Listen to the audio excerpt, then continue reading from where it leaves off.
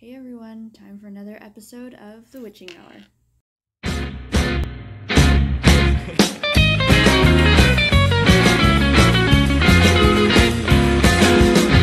got an evil inside my head. You tell me that you don't understand. We got a twist of the beast coming up from the hell. Every month is swinging in the underworld hell. 426, 426, 426 is the twist of the beast. 426 is the twist of the beast. Creatures are coming, hot rushing.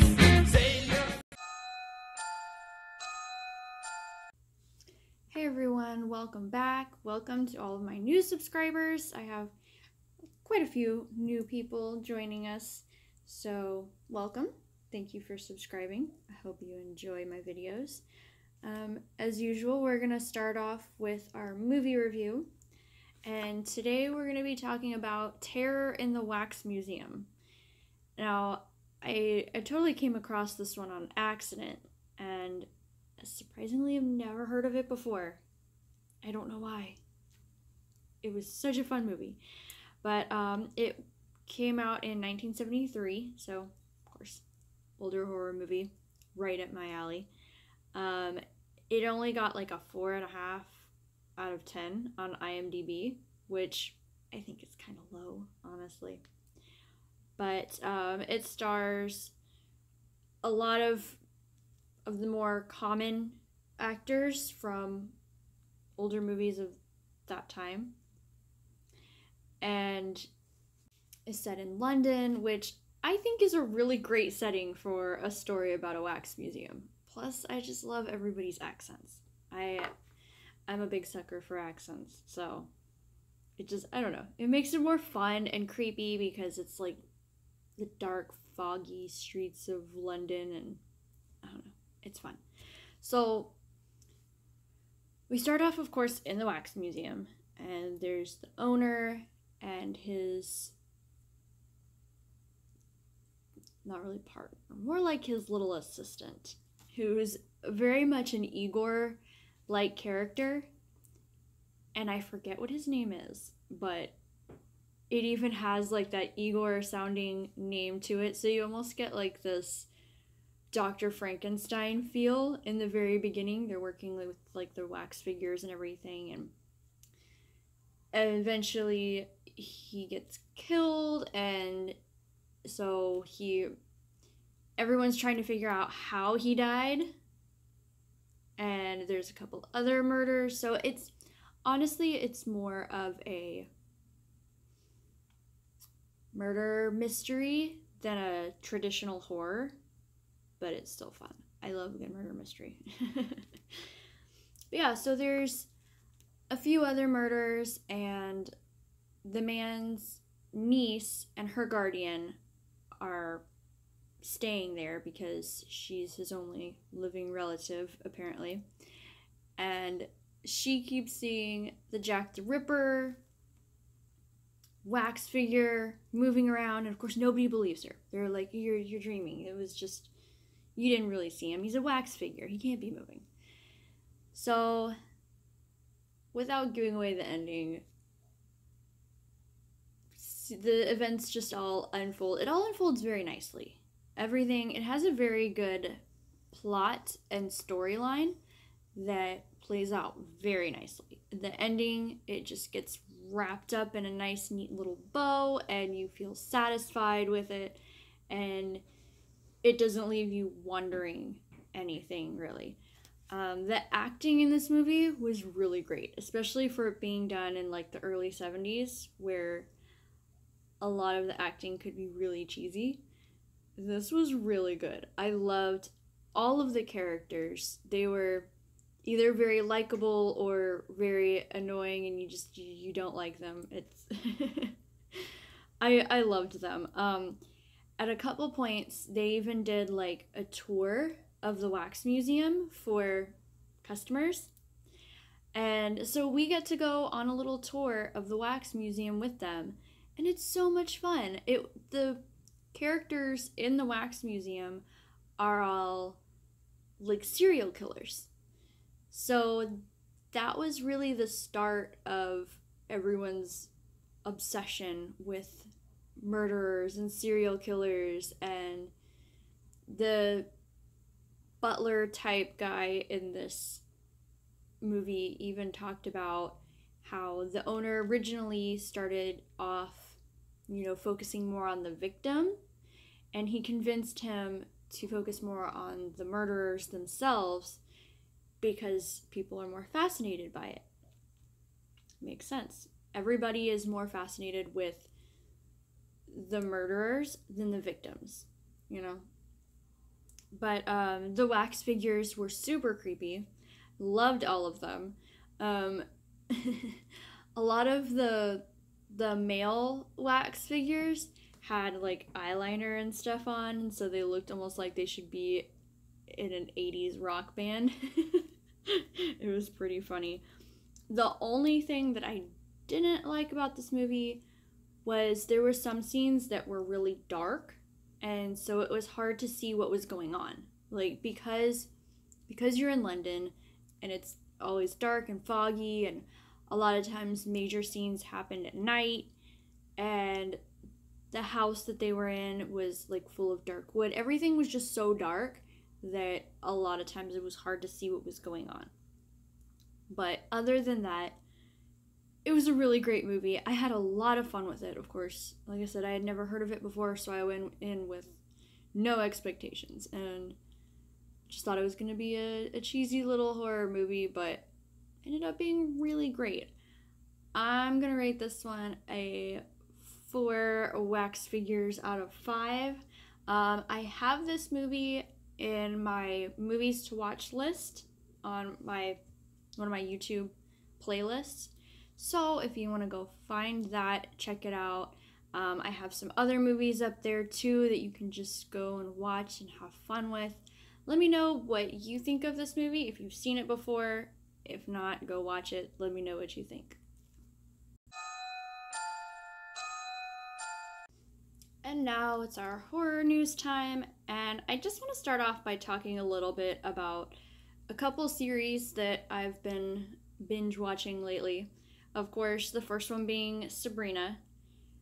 I was pleasantly surprised with this movie, or this TV show, actually.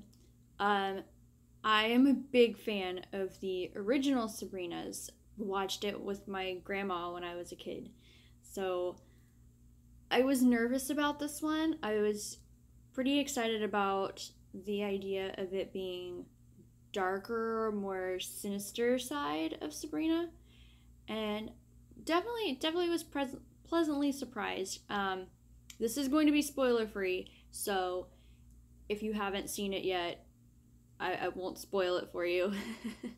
But I watched it, and I made it through the whole season in 2 days. I started the day before Halloween, finished it up on Halloween. It was really fun. I mean, there was a couple things that I didn't like about it.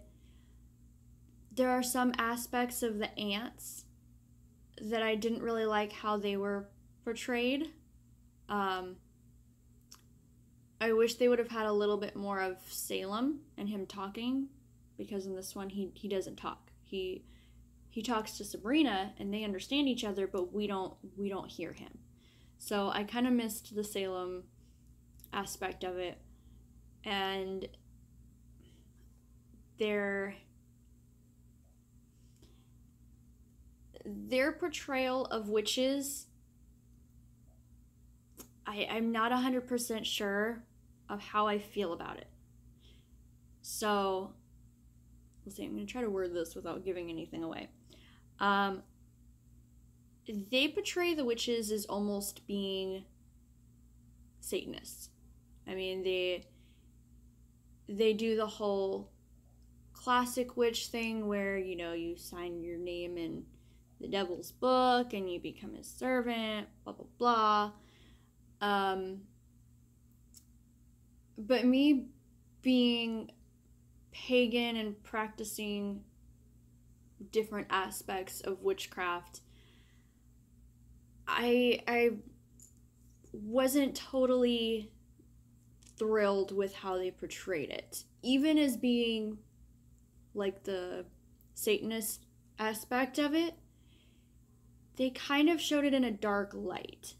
I myself am not Satanist, but I know people who are. I have nothing against that sect of religion, but it showed it in a little bit of a darker light than it is. So, I mean, it wasn't like I hated the show because of it, but it was just, it kind of bothered me a little bit. I don't know. I kind of wish they could have left some things out. I don't know. Like I said, I need to go back and watch it all again and really figure it out more. I don't know. It was really good though. It was a fun show. It almost had Stranger Things vibes to it. So all in all, I really liked it. Like I said, I finished it up in 2 days, so I could not get enough of it. Another show I've been watching is Making a Murderer, because the second season just came out of that, and I'm kind of ashamed to say that I hadn't watched the first season when it came out, and I don't know why. I don't know, I guess it kind of, in a way, went under my radar. I didn't hear too awfully much about it, so I didn't really think about it much. But oh my god, you guys, I cannot get enough of this either. Like, it's taking me a little bit of time to get through it because it's like pretty much an hour per episode, and there's like 10 episodes in each season. But I love it. I haven't even finished it up yet. I think I have a couple episodes left. But it is so good, and it just takes you through so much of, like, at times you believe he did it, and then they'll show something and it's like, well, no, it's obviously he didn't do it. But like I said, I'm not going to spoil that for you either. But if you like shows about serial killers and like true crime, you're going to love this. This was so good. It was a whole lot better than I thought it was going to be. So if you need some shows to watch, you can go check out both of those series. They're both up on Netflix. So I'm enjoying them. I know in the last episode we talked a little bit about George Romero and some of his stuff that was previously unseen, you know, coming out and, you know, being available for us to see. There was one that I had mentioned in particular that he had filmed that wasn't a horror movie, and they're going to remaster it and make it look amazing and bring it out to us. And I have a little bit more information on that.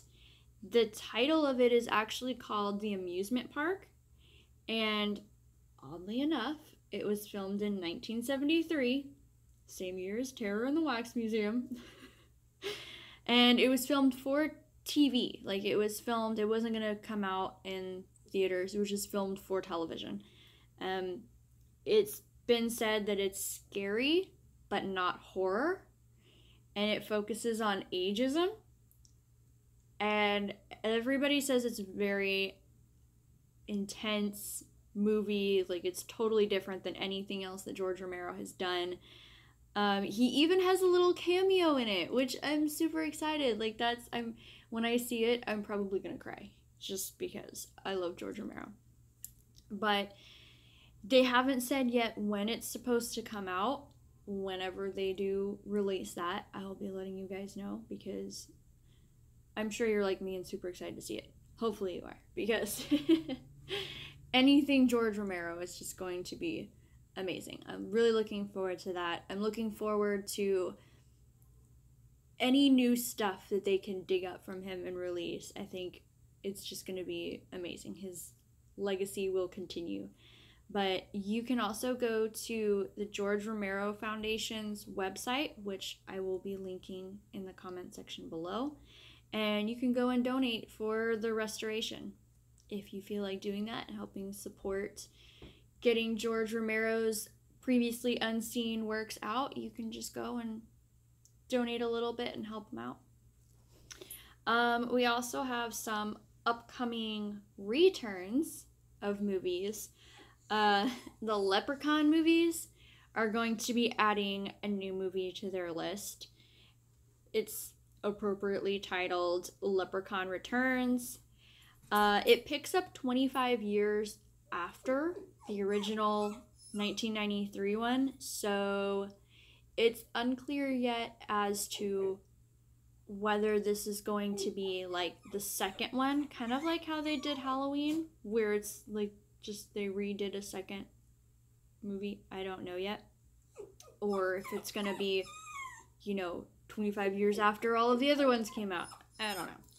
But it's gonna have a bunch of the original characters from the original one, and it's supposed to be coming out on digital and watch instantly on December 11th. So we won't have to wait too long for that.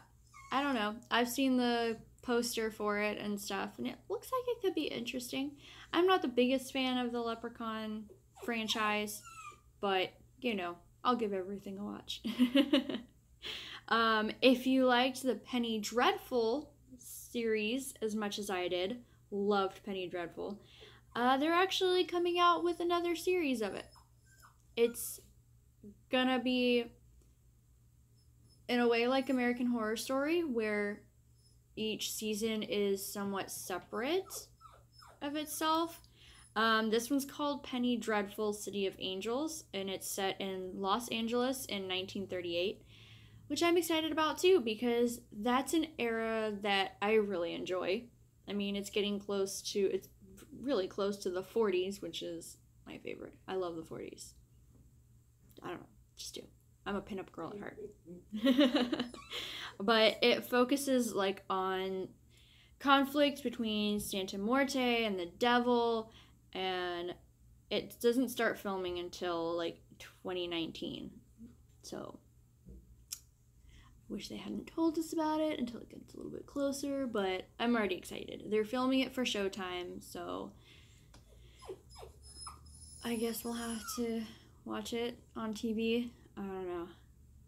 Sometimes I prefer just to wait until the season is over and then just binge watch it all when it comes out on demand. That's what I'm doing with American Horror Story, because for some reason I wasn't even able to watch it when it comes out.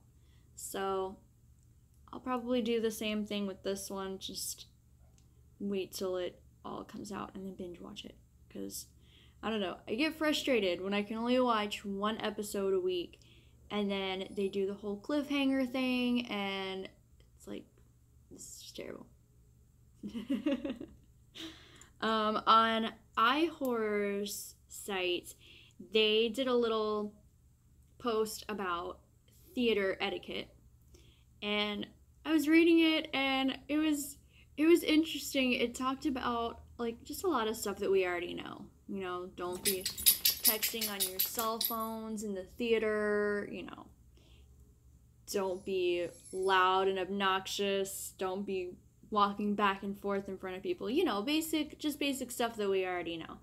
But it kind of got me thinking too about what stuff really bothers me in the theater. And because I try to go to the theater as often as I can, but 70% of the time, I'm more like 80% of the time, when I'm going to the theater, it's always at a weird time. It'll be during the week. I've almost never gotten to go see a movie the day that it comes out. So I usually have pretty much the theater to myself. So I don't always have to deal with a lot of people in the theater. And so I don't really think much about, what bothers me. And I think the main things that really bother me that people do in the theater are, like I mentioned before, when they walk back and forth in front of you.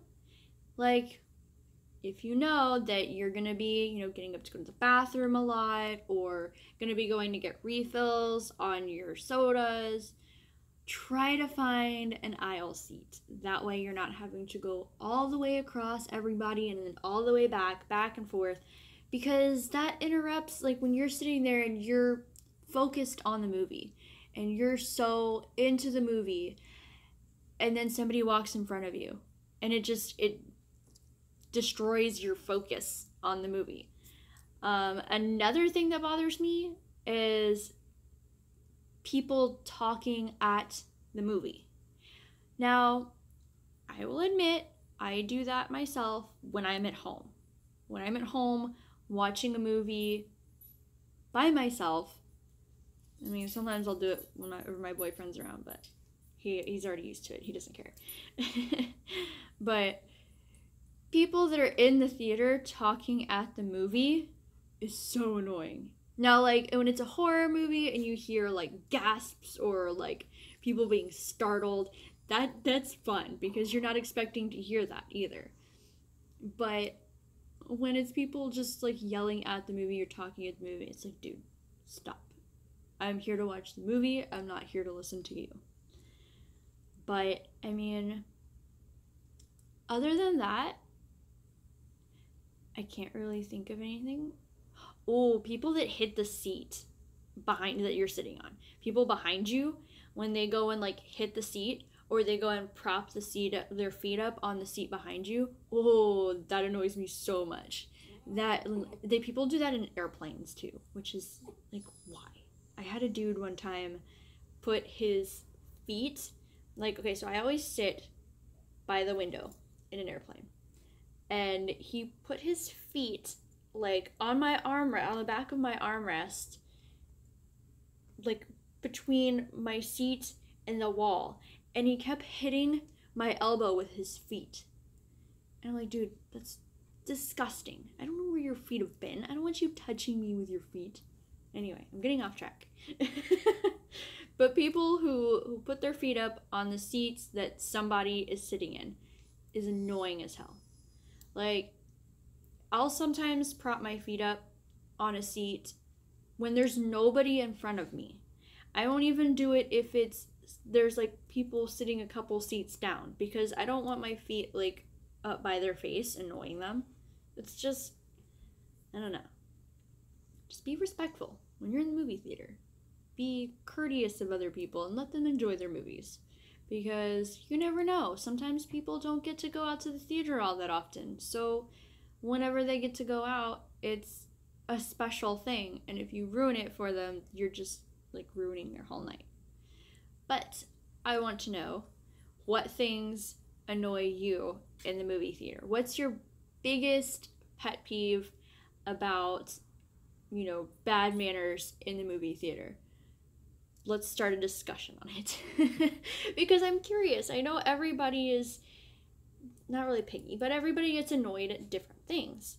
So just in the comment section below, let me know, what is the thing that bothers you the most in the movie theater? Because I'm really curious. And if you get a chance, go and read iHorror's little post on that too. It's pretty fun. It gets you thinking too, because, like I said, a lot of times when you go to the movie a lot, or, like, the movie theater a lot, you just, I don't know, you don't really think about it anymore. So, I don't know.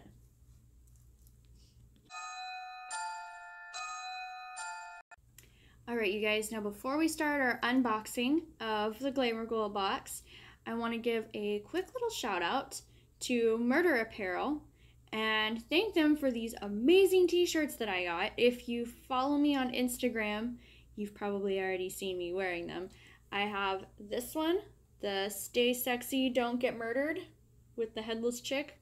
Love it. And then I also got their Necroflakes Serial Killers. It is so good. I love it.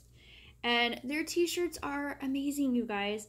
They're so super soft, and all the colors on them are, like, bright and vibrant, and I love them.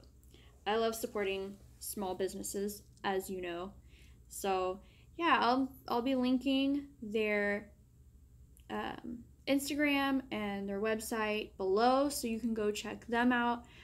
Also, my picture is up on their website, so go check them out and see if you can find me. And let me know if you purchase something. Let me know what you got. Because these are just two of the ones that I wanted. There's several other ones up there. They have a bunch of killer designs, you guys. So go check them out. Give them a like and a follow. Buy something from them. Even with the holidays coming up, I'm sure you know somebody that would love a t-shirt. Alright, and now it's unboxing time, and I'm super excited. I've been waiting for this package to come in all day. This is the craft themed Glamour Ghoul Box, and I know it's been a minute since I've gotten a Glamour Ghoul Box. I've kind of just been picking the ones that seem interesting to me because, you know, I've been getting other things and I'm doing coffin box, so kind of have to pick and choose. But that's one of the nice things about Glamour Ghoul Box. You don't have to subscribe. You kind of get a heads up on what's going to be in the box, and you can decide if you want it or you want to skip a month or however you want to do it. But of course, like always, I'll have the Glamour Ghoul Box information in the comment section below if you want to go check them out. And you can always go and look back at some of my past videos and see what's been in some of the other boxes if you're interested, but you want to know a little bit more about the kind of stuff that's in there. This box is actually kind of small-ish than what it normally is. They're normally a little bit bigger, but oh well. Let's open this up, and I have no idea what's in here other than it being themed after the Craft movie. I have no idea what's in here. I don't know if she hasn't been doing any spoilers or I've just missed them. I don't know, but it makes it more fun because it's all a surprise. And of course we've got our little black wormies. Those always make good fillers for packages and stuff, so I always save them. Okay, oh, so the first thing we have is our little spoiler card. It actually has a picture from the craft on it. I'll probably end up keeping this. It doesn't have the normal Glamour Ghoul Box logo on it, but that's pretty cool. Okay, so our first thing in here is, ooh, a pin. We got our pin of, I believe this, forgive me, it's been a minute. I believe her name is Nancy. That's her name, right? I think I've got it. I need to rewatch the movie. It's been a minute since I've seen it, but I believe it's up on Netflix. So if you guys want to go rewatch the movie, I believe it's up there on Netflix. This pin is done by 10th Dimension Art Collective, and if you've watched any of my other unboxings, you know we've gotten a couple pins from them. Really good pin company. Their pins are really good. They're really detailed. I like her a lot. And it's got, of course, the like rubber backings on it. Those always work so much better than the like clip-on ones. I don't know why. Okay, so we've got our pin. We've got, ooh, something from Pop Natural. The Craft Bath Dust. Ooh. It smells really pretty. It's called Bad Witch. And what, if you don't know what bath dust is, basically it's like a bath bomb that's just in powder form. It's like a smushed up bath bomb. It's nice because then you can pick and choose how much you want to put in your bath. But yeah, see, there's the little tag on the front, and it's funny because the colors of this and everything, it looks like crushed up Captain Crunch French berries cereal. That's what it looks like. If you can see it. See, it looks like crunch berries, just all crushed up. It smells kind of sweet and florally. I don't know, it smells good though. I really like it. Although you guys know I love to smell things, so I don't know. I'm just weird like that. And then what else do we have in here? Ritual and Venom. Oh, it's a wax melt. Wax of, I feel like I'm going to say this wrong. Evocation. I think I said it right. It's smoked sage, blackberry, and black agate. So here's the front. Sorry if you guys hear the dogs whining in the background. They know their dad's almost home, so they're all anxious. Ooh, oh my god, that's pretty. And it smells amazing. I love things that are blackberry scented. And this one's a nice sage. It's not like too, I don't know. You guys know how sage has that weird smell to it sometimes. It doesn't have that. It's really sweet and it just looks so pretty. It's got little pieces of agate in it. Oh, I love it. I can't wait. Like, I want to melt it. I can't wait to melt it, but at the same time, I don't want to mess it up. And then, let's see. We got some eyeshadow from Rebel Rouge Labs. Oh, I love them so much. So, Witchcraft eyeshadow. Let's see. I love this little package that it's in.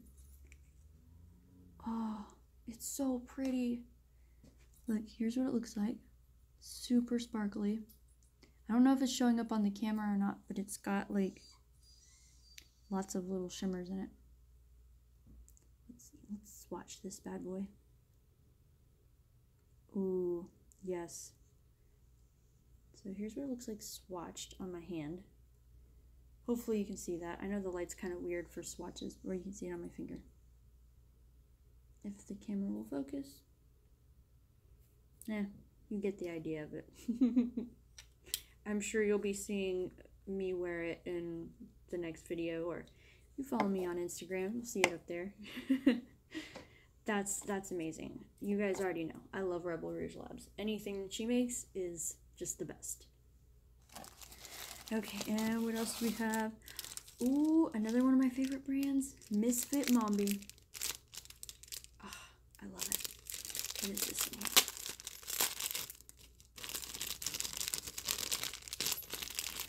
Oh my god, this is cool. Bad and Bruja. And then it's got a little mirror on the back. Oh, look, you can see my pumpkin candle. Look, oh, it's so pretty. The little blood splattered planchette. Oh, so good. It's so good, you guys. It's really thick too. They're big and heavy. I love these little mirrors like this. They're just so good. I already got it smudged. That's okay. In case you guys haven't noticed, like, I have a little thing for planchettes. I don't play with Ouija boards all that often, but I like planchettes. Oh, don't know why. And I think that's it. Is it for this box? Yes. Cool. That was cool. I think we got some good stuff in that box. Let's recap real quick. So, of course, we got the planchette mirror from Misfit Mombie.